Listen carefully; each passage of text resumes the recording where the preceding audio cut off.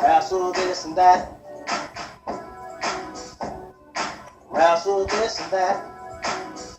I'm Brother Reed with Brother Don. Wanna wrestle this and that. Wrestle this and that. We talk about wrestling, it's a fact. I'm Brother Reed with Brother Don. Wanna wrestle this and that. We're back with another edition of Wrestle This and That. I'm your host, Brother Rick, and this is my co-host, Brother Don Juan. No doubt, Don. Monday Night Raw, right after the Royal Rumble. What did you think? Think it was going to be a blast, or you think it's gonna? You think it's? It has moments. We're going to talk about where everything falls. Where everything falls apart. All right, man. Well, basically, Raw kicks off with Vince McMahon. It's being Vince McMahon telling everybody to shut up. He was pretty mean. He was pretty mean. Oh, yeah. Even though his son-in-law, you guys have a gum underneath my foot. Yeah, give up. Tuck your head between your legs. Yeah, Tuck and Stephanie. He was making Stephanie laugh big time, you know. But you know, yes. he was. She's like, my daddy's crazy. like either going overboard or he's lactose intolerant. One of the two. But Vince McMahon, like I said, after Triple H winning the belt, he was still angry. I didn't get it. He got the job done. That Roman Reigns lost his World Heavyweight Championship. Vince basically says that Roman Reigns was excuse me, but this is what Vince said. He was a tough son of a bitch. That's what he said. Yeah. And Triple H said the exact same sentiments. He said Roman Reigns could be great if he had respect. Yeah, he said you got to have respect. You know what I'm saying? He didn't have it, and they said that they broke Roman. Okay, they didn't expect. Vince said he broke Roman, and once you break someone, that they stay away. But I don't think Roman Reigns is going to stay away. He said Vince said he was confused for the very first time ever. Even Stephanie said, "For real, forever, the very first time." He was very confused. He said that he enjoyed other people suffering. Yeah, but that's nothing new to you and I. Yeah, he said that he enjoyed people suffering. No doubt. He said what I said. We both said confession. He said I got a confession to make. Confession, you know. In the segment, and continues to go on. One of the parts I took away from it is Triple H agrees with the WWE universe that he doesn't need to be the WWE champion. No, you don't need to be Well, that's after, Stephanie praised him, right. Praised him and said, hey, you know what? He is the hardest working man in WWE and the greatest WWE superstar of all time. Now, I beg to differ with the all time, but he is great. Let's give him credit where credit's due. Vince told the WWE universe to bow down to the king. And unfortunately, we have to, because guess who's holding the belt? Triple H, unfortunately. Wearing the belt too. I mean, as Don like him to have on the belt. I do like him that. And that's good. I understand that. And as you said earlier, Vince said that Roman Reigns, he lacked respect, he was arrogant, and he was cocky. Yeah. And like I said, then Triple H said that he didn't need to be the champion. Right. He wanted to be the champion. And he said that until everyone in the locker room learns that and learns that respect, he will continue to be champion, and ain't nobody going to take it from him, basically. So they do tease us, and they tell us that they're going to evaluate all the matches, and after evaluating all the matches, they will announce. So we didn't have to wait long. They would announce the main event for Fastlane. Okay, and whoever wins that goes on to fight Triple H. So what that means is we don't have a title defense. No, until WrestleMania. Not by him. So Triple H will hold the belt. So he's going to rest up like The Undertaker a little bit, after that battle that he took at the Royal Rumble. Okay, hey, but first match, Ziggler taking on Owens, and not too many people could come do a pay-per-view and then turn around that Monday and have a great pay-per-view and turn around and have that great match on Monday. But Kevin Owens did. Kevin Owens did. Kevin He Owens did. Him and Ziggler tore down the house, and they put on a good match.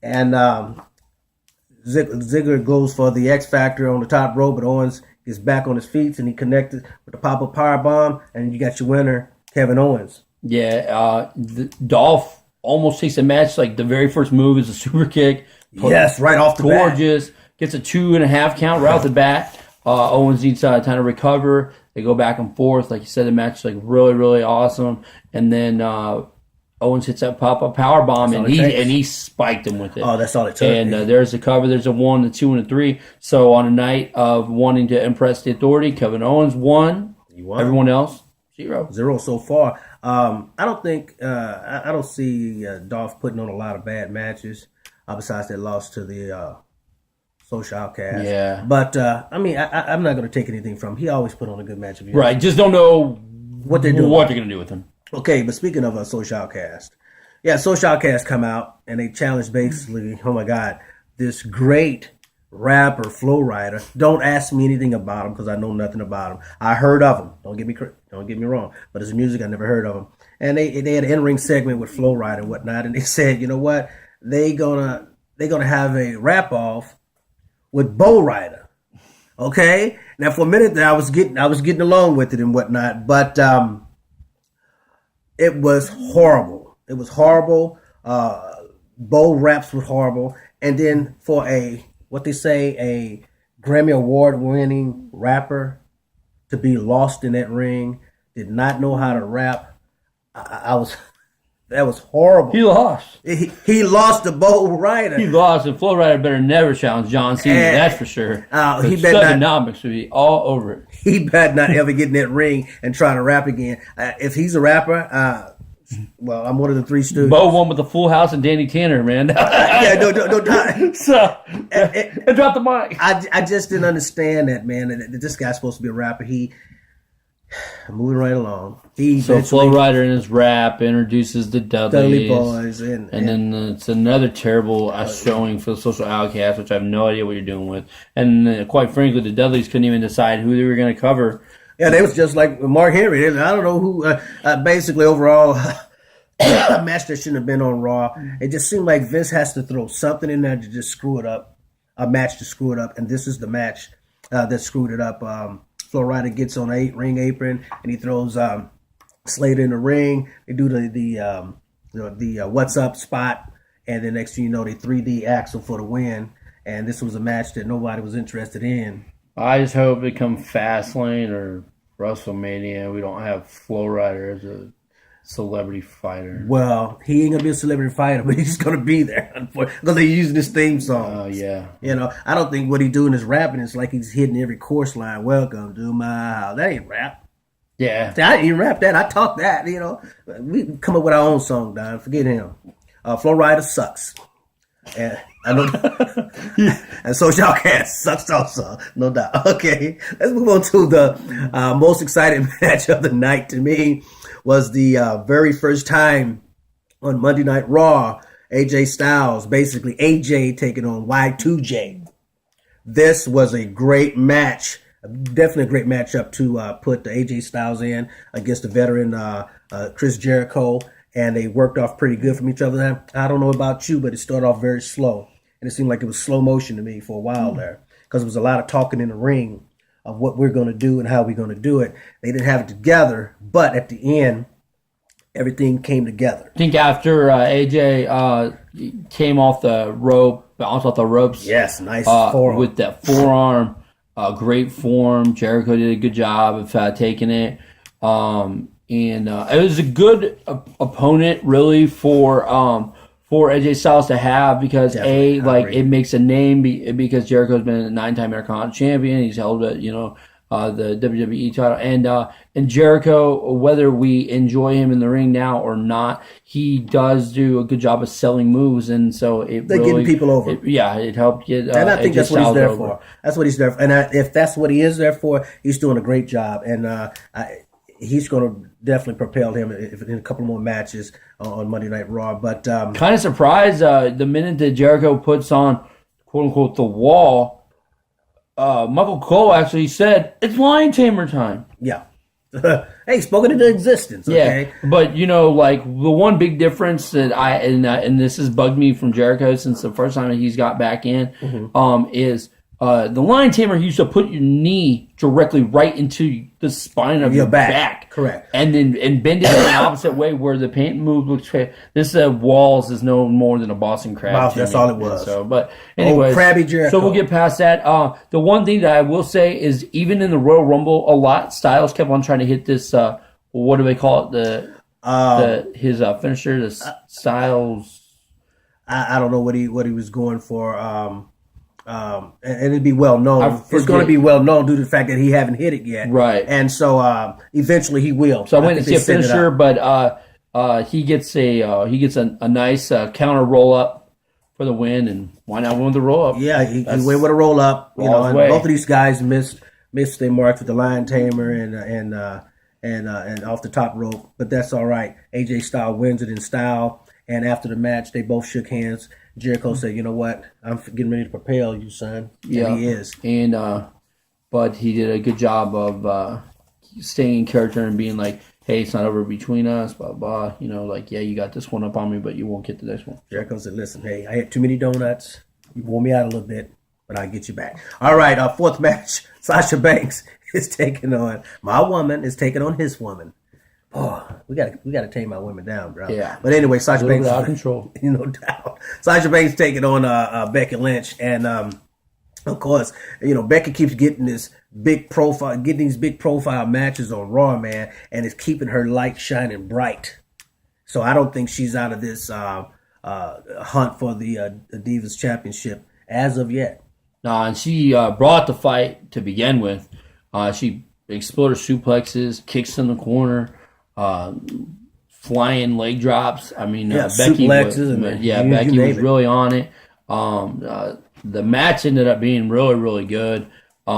Sasha finally got Becky up against the ropes, and she applied the backstabber, rolled it into the bank statement. And was Becky going to tap? I don't know. Yeah, she was. Sasha she would have tapped, but good. Unfortunately, the Divas champion comes. Charlotte comes out and she immediately. Right. I mean, she picked up where she left off at the Royal Rumble. She just pitches Sasha out through the ropes and just commits to bang Becky left and right. I mean, she gave it a big boot and her with the belt. She tossed her. She taunted her, and Sasha came back in with a couple of elbows to the face, but she drops her with a knee in the stomach, and then eventually she wound up connecting with the natural selection on Banks, and guess what? She leaves both of them laying out in the ring. Yeah, so nice. Great. That was great to come in, and it was great to put her stamp and tell everybody, hey, Royal Rumble was not a fluke. This is going to continue. And if she keep that mean streak, unfortunately, she's going to force you and I to like her, okay? But Sasha Banks win by DQ. Yeah, so it was a great way to keep this Divas intrigue going, and like you said, it was a nice showing, and Rick stayed on top of the ramp, but you did finally get to see him. So. Well, yeah, Rick is Rick is her propellant. Trust me. Without Rick, she probably wouldn't be holding that belt, but great match. I enjoyed it a lot. We're going to get away and get to some funnies. Just one funny. And it seemed like that R-Truth picked up where he left off from the Royal Rumble. Also, Goldust is looking for him, in the locker room. And he said he's looking for a new tag team partner, But R-Truth says, I'm a married man. And he said, whatever floats your boat, excuse me. But I don't swing that way. He don't swing that way. I don't know what he was talking about, but he said he don't swing that way. Whatever toots your horn, whatever floats your boat. And then eventually he said, I'm out of here. And Goldust was like, I was just asking you to be my tag team partner. And I'll put my foot in my mouth. I thought that was is R-Truth taking over where Santino Marella left off at, because no one ever took him seriously at all, especially beating Umaga. That never happened. But anyway, I thought that was a pretty good slice in the segment. It was pretty good segment there. Bray Wyatt, fifth match. Bray Wyatt with the Wyatt family taking on Kane. We've seen this before. So we're going to fly through this real quick. Distractions. Yep. Distractions is what happened. And a mean and vicious clothesline by Bray Wyatt. And then the Sister Abigail, he gets to win. And what happens after? What happens after? Yeah. I think they gave him a double choke slam. They did. Strowman got in and he did the choke out and he throws him over. Like you said, it's the same stuff that we already seen.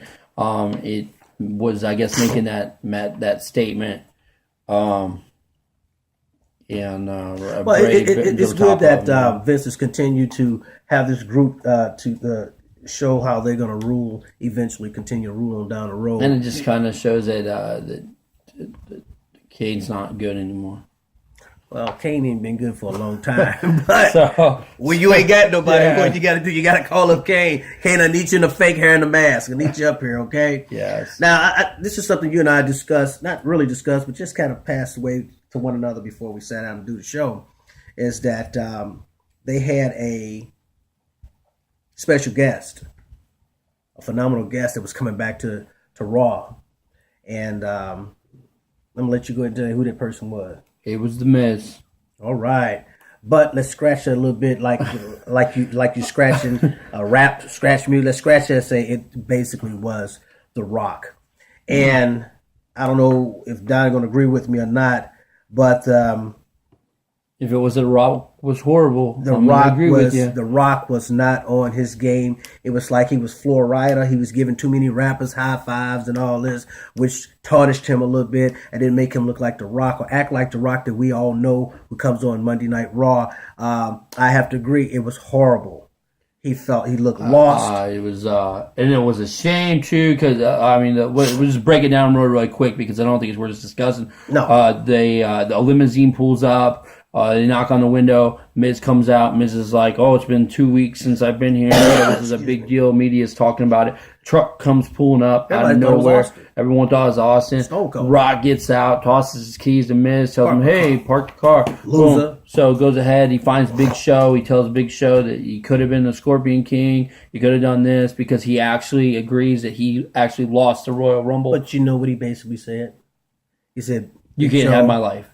This is how awesome I am. And you are a doofus." Basically, right. That's what he was saying. So Show crushes things. Next, Rock pauses. He sees the beautiful Lana. And he starts talking about how when Lana and Rusev got into a disagreement, that Lana showed up and she was soothing the Rock. She was at his hotel. And, telling it. He said that Rusev smelled like old testicles or something. I don't know. Rock's stuff was so Big Bear. Rock's stuff was so off. It was just nasty. Rusev it's not what. It just wasn't him, man. He's talking about that Lana. His favorite part was Lana riding the DJ mustache ride. Yeah, it was just... That's stupid. It was Anyways, he comes out into the ring and stuff like that.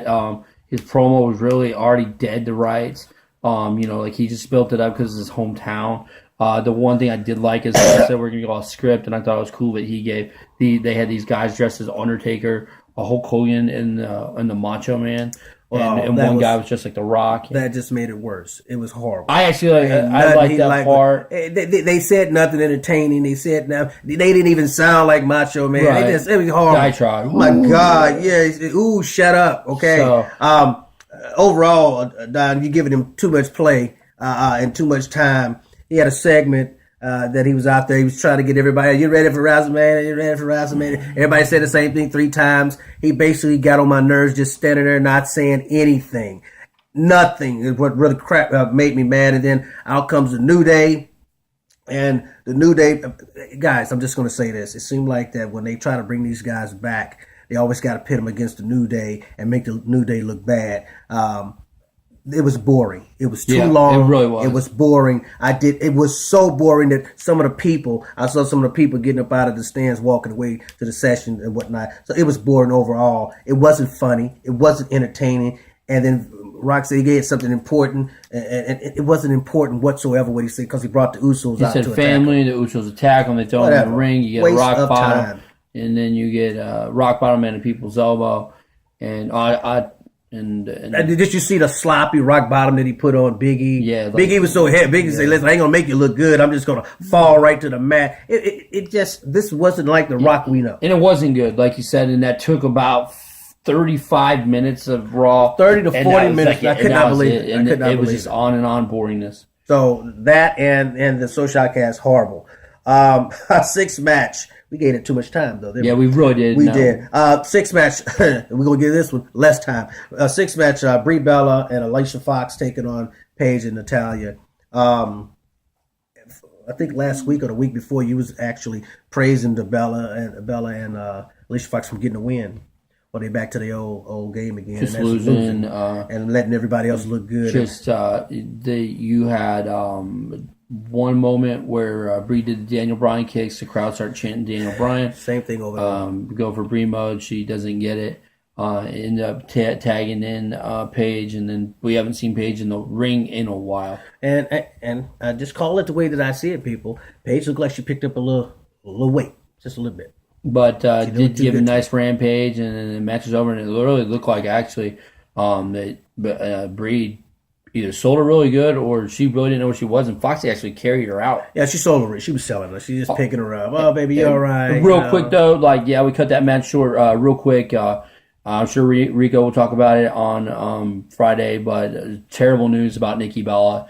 She got to have neck surgery, and it could possibly be career ending. And it's a possibility, but we'll see how that turns out. She's got great support. I'm sure John will be there with her. You probably broke her neck. And that's just tragic because Nikki is one of the best divas that they have, and so just anytime that you hear stuff like that, just really sad. So Nikki, we hope you get better. Well, you would wonder in the seventh match what they're going to do with Kalisto and what type of star power they're going to put him with, but unfortunately they didn't put him with nobody. They put him with The Miz for a singles match. I think it was a great test for Kalisto as a champion because Miz isn't a pushover. Right. And the WWE makes him like a pushover. It makes him. I agree. We agree on that. And I thought that the match was really, really good, and I couldn't pick up on the fact, are you, I didn't know what to think. Are you selling Kalisto short because the Miz is whooping him? Right. Or are we getting ready to give the Miz maybe a push? Well, I think you thought that last week also. You kind of was glad, excuse me, that he showed a little spike and said, hey, I'm tired of people pushing me around or interrupting me or whatnot. But like I said, it was a good test for Kalisto, and who would not be the best person for it? And it was the Miz. Miz hit him with a nice DDT for a 2 count. But he was setting up the crushing finish, stone crushing finale. But nice job by Kalisto. He's shown us so many different ways to do this. He catapults himself off the rope for a Sleeve del Sol, and he hits it. And he gets the win. It was a little sloppy. It didn't connect, but as long as it connected, he got the win. And Kalisto with the winner was the winner for the match against The Miz, which I think was a good test for Kalisto. So let's see who next for Kalisto. I don't see him holding that belt too long. I just don't see it, but I hope they give him some good matches until he loses. You know what I'm saying? Hope somebody better than him takes it because he is good. Don't get me wrong. Winner Kalisto. Okay. AJ Styles.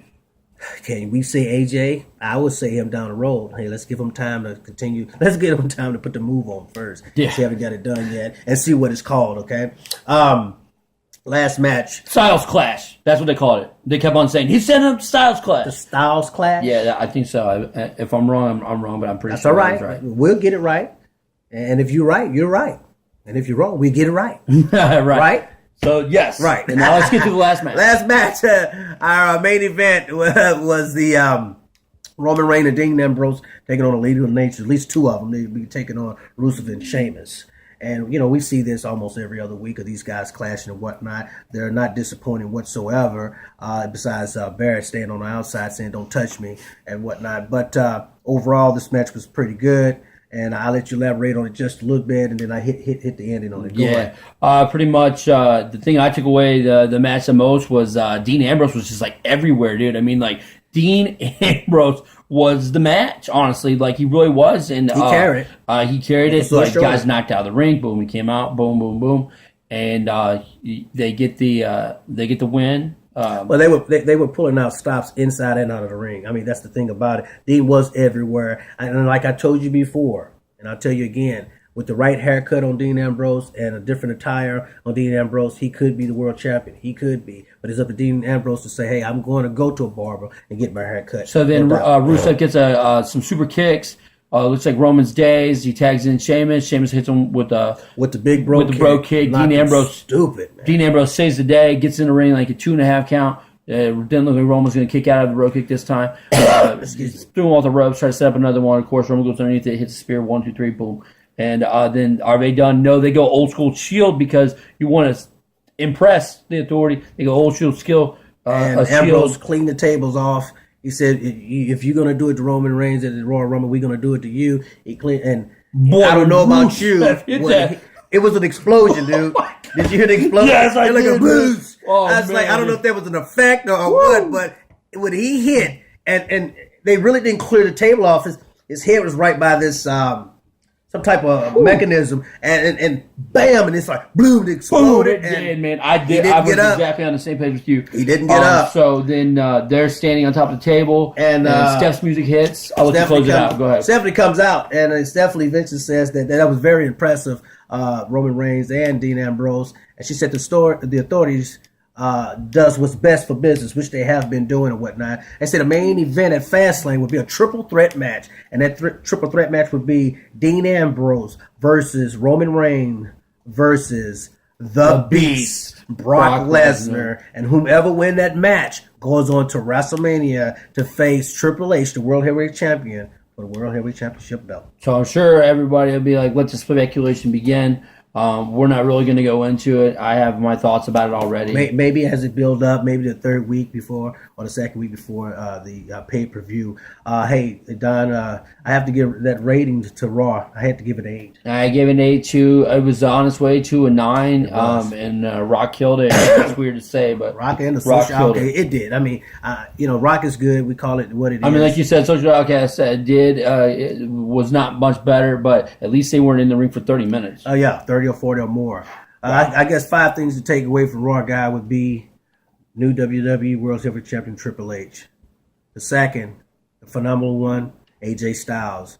First match on Raw. The third was the continued dominance of the Wyatts. Okay, where they go next, is it Brock? I don't know, but it got to be somewhere big. Fourth is the Becky Lynch, Banks, and Charlotte. The Diva division is heating up. Okay, they are heating up, and all the people who's running it is the NXT girls. Okay, and the fifth is a triple threat match for the WWE World Heavyweight Championship match. It would be Brock Lesnar. It would be Dean Ambrose, and it would be Roman Reigns. So, guys, that was Monday Night Raw. Don and myself, we gave it an 8. It could have been better than. Like Don said, it could have been better if 2 little segments would have been off. But, hey, don't forget Thursday night for SmackDown. You're going to have Jericho for the highlight reel, and the guest is just Roman Reigns and Ambrose. Now, there was no matches given like past 2 weeks that were given, so we don't know what's going to go on. I guess it's just going to be a surprise, Thursday surprise. Probably a way to start building up animosity between Dean and Roman, but you'll have to watch SmackDown and find out. Guys, we appreciate, as always, watching. And I'm Brother Don Juan. And I'm Brother Rick, and guess what? We're out.